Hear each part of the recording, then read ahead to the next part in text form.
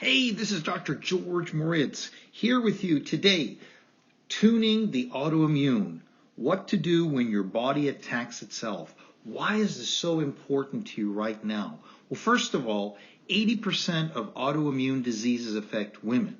So to understand this today, what I promise I'll go through is what is immunity, what is the thing that protects you and the people you love.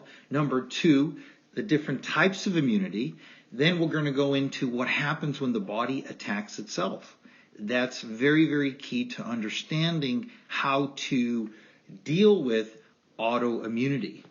So let's get started because we have a lot to cover in a small amount of time that's going to make you smarter than ever about your immune system and what to do if you or someone you love you're concerned about the body attacking itself.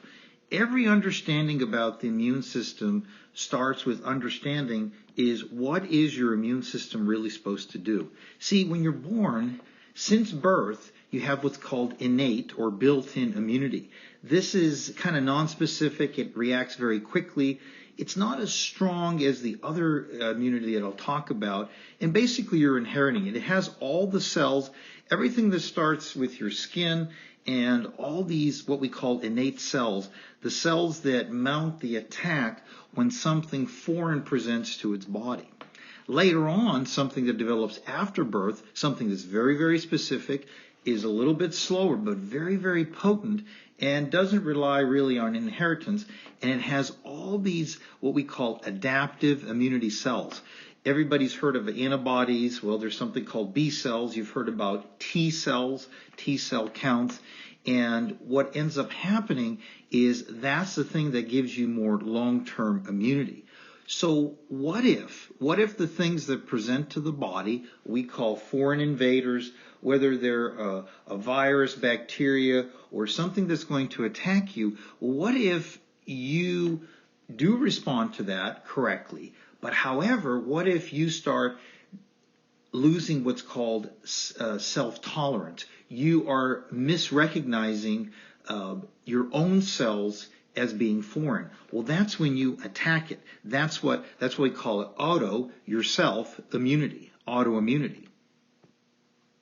So to understand anything about your own immunity, the way it's supposed to work is understanding at what point in your life did it work the best? Well, one part of immunity for today's discussion is something called the T cells. And for our understanding today, we're just talking about that. That's what you call your adaptive, what we call the long-term immunity. Think about where it's located. Well, behind your breastbone, the chest bone, the sternum, is something called the thymus gland. Now, if you're looking at the size of the thymus gland, it grows and grows, and then it hits maximum size right around puberty. But then what happens in your 20s, it starts to shrink. Interesting, this is the time that you see physical signs of aging. Well, just like your brain and body may have changes, so does your immune system. So this workhouse, the thymus gland, this is where you have all the development of T cells, which is kind of the support structure for your adaptive immunity, your T cell development. What happens is that your thymus gland starts to involute. It gets smaller. And yes, as a hormonal expert, as someone who looks at steroid hormones, peptide hormones, and peptides, there's reasons that it actually shrinks. And while outside of today's discussion, it actually becomes the way that you help people fight lack of immunity, self-tolerance loss, basically the whole autoimmunity where you attack yourself. Somebody could argue that any attack on your immune system, whether it's autoimmune or loss of what we call immune dysregulation, it's all the same. And you could be right. Because essentially, when you lose your ability to recognize the right cells and attack them correctly, it doesn't matter if it's autoimmune or not. Your immune system is not doing what it's supposed to do. So let's talk a moment about what are these autoimmune diseases. A lot of people have heard about things like rheumatoid arthritis. They've heard about lupus. Other people have heard about what we call gut enteropathies or the inflammatory bowel diseases. They've heard about multiple sclerosis. And knowing those names are helpful. But if you were looking specifically at what happens in the life cycle of a person, particularly in women, see, women don't have as much immune protection, and that is based specifically on the lack of male hormone type protective hormones that men have.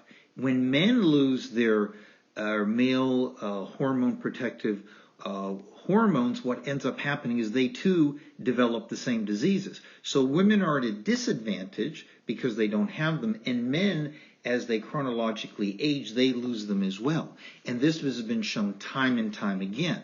Even further, we have studies on looking at different estrogen receptors and so forth. We actually think that estrogens, particularly the ones that come from the outside, all these plastics and pesticides and things that contaminate our environment, they are also triggering some of these estrogen receptors and the cause of these autoimmune conditions. So let's talk about a second about, well, whether it's a stress, in a woman it would be a pregnancy, or there's great hormonal change.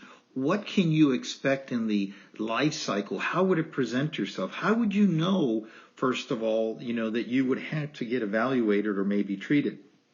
So when you look at autoimmune conditions like lupus, it can go anywhere from your teenage years to your 50s. Things like systemic sclerosis, where there's hardening, it could be 20 to 50. Rheumatoid is generally 30 to 60.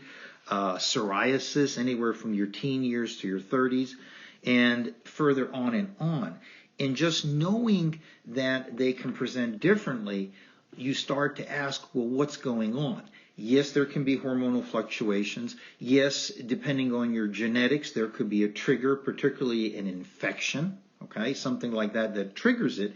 And then you start talking about how the body responds to the actual antigen, or the thing that shows up. So to understand that, you've got to understand what we talked about earlier, the innate immunity, where you launch off all these natural cells, and then your adaptive immunity. Where this got a lot of attention is during COVID, because people's immune systems were very tested, particularly if they had obesity, particularly if they had underlying conditions.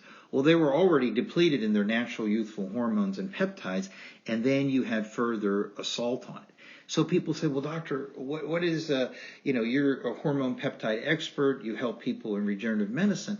Well, the very things that set you up for these diseases are in part the things that we correct so that your body can respond better. Earlier I told you had maybe the most perfect immunity that you should have in your teen years, and we talked about this little thymus gland. Well, in the same way, hormones and peptides are immunomodulators. They modify and they help you respond whenever you have an attack in your body. So to understand this, you're going to hear different terms about self-tolerance, the way that your immune response tolerates things, and then you're going to start to hear about what happens when you have an imbalance between these antigens, these things that are causing this reaction, how these T and B cells we talk about, regulatory factors, control the immune response. See, when you have an imbalance between the T cells that cause the response and the T regulatory cells, okay, it's like a seesaw. You have a fulcrum. There is a balance between it. That's what determines whether you're gonna tolerate the response or progress to autoimmune disease. And ultimately, we don't just mean testing a bunch of antibodies or looking at inflammation. We're looking at actual damage. So we're looking damage to your cells. And for some people, if you're starting to break down what are these entities we're talking about, what is being damaged? Well, in some cases, you're going to have this damage done to your skin. In other cases, it'll be the gut. It can be the hormonal organs. in things like multiple sclerosis, it even will damage, the actual neurologic system. So it can have multitude of effects in the body. And that's very, very critical to understand, is that these things can have an effect throughout the whole body, or they can be very specific to a very specific site of the body. And lastly, so the discussion is, well, Dr. Moricz, well, what about, a virus, or like the recent viral pandemic? Well, you're right. There actually was, a post-COVID syndrome. And what has happened is the body will overreact. The immune system will overreact, and that's why people have so much trouble recovering, whether it's brain fog, lack of energy. It has disrupted the cells. So if the cells can't create energy, they can't protect themselves, then, and they're constantly inflamed, you're not going to function as well. You can even mimic this with a vaccination. So not even just the COVID vaccine. Think of autism, for instance. What is now being thought, it's not exactly what's in the vaccinations that children receive. It's the timing of it. Earlier, I talked to you about how you have this innate, your own immune system, and then you create the more adaptive, the little bit more elegant system long term. But what if you bombard someone with a stimulus, this called antigen, let's just call it a foreign invader, the vaccine, and you do it before the immune system is developed? You can cause immune dysregulation where you overreact. Just like someone who later will, develop something like a lupus or rheumatoid or whatever else attacks their body, you too could be creating this by presenting something like a vaccine. So it's not that the intent of any vaccination is to cause this.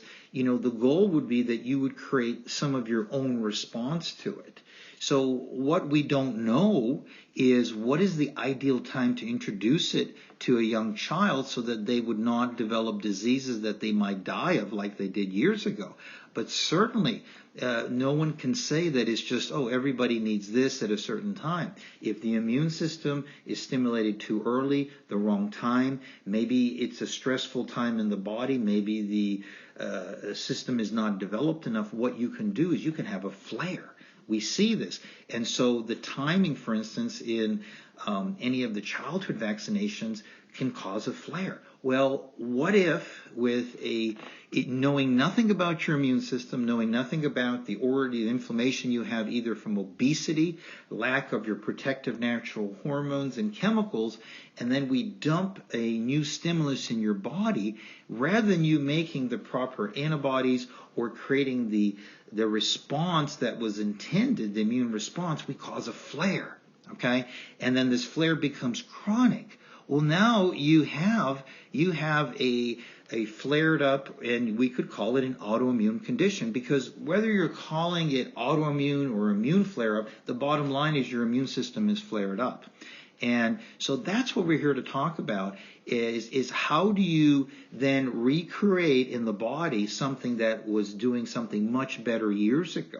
See, people come to me and say, well, Dr. Moricz, I want to have not only the youthful chemicals that gave me youth, because I want to also have the right immune system. Well, here's the good news. Those are the very things that help with your immunity. They're not two separate things. So it's a very incomplete discussion for someone to kind of wait for the check engine light of when your body gets all flared up and try to help you. You could theoretically tune up the body so that you could help with the immune response. And knowing what we know now about how you see, when I see someone blueprinted and seeing their deficiencies in certain chemicals, including their hormones and peptides, we now know how important it is to give you that blueprint so that you can start enjoying life again and have a much healthier immune system.